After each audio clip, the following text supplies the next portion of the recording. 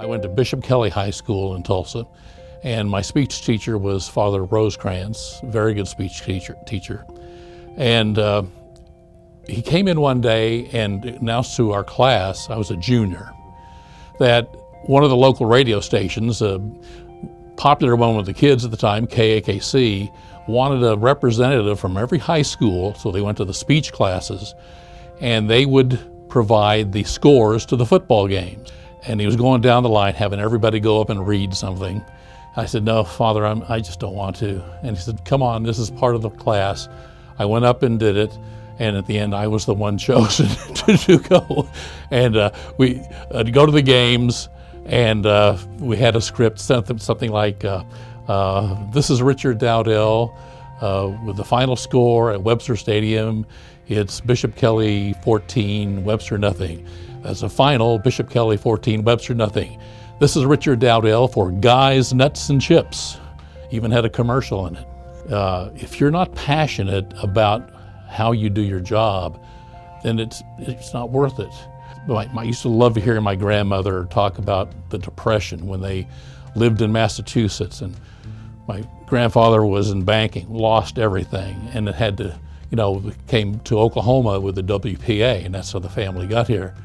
But hearing her stories about having nothing and trying to work back, I think it prompted me to feel I wanted to talk to people who found themselves powerless, and whether it was in the system because of governments or because of the employment, lack of employment, or circumstances, nature, whatever led them to be powerless. I wanted to talk to them.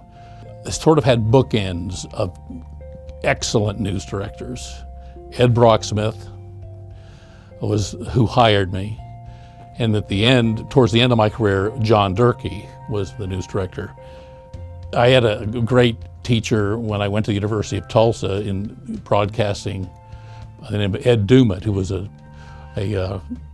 icon there, and he was so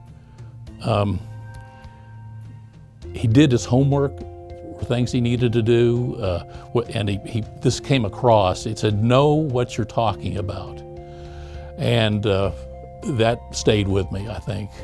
I mean, there are people that have come to mind that some of the Neil Kennedy was at KVOO. Marshall Stewart was also at KVOO. Gretchen Haas, another KVOO. KVOO was our big competitor.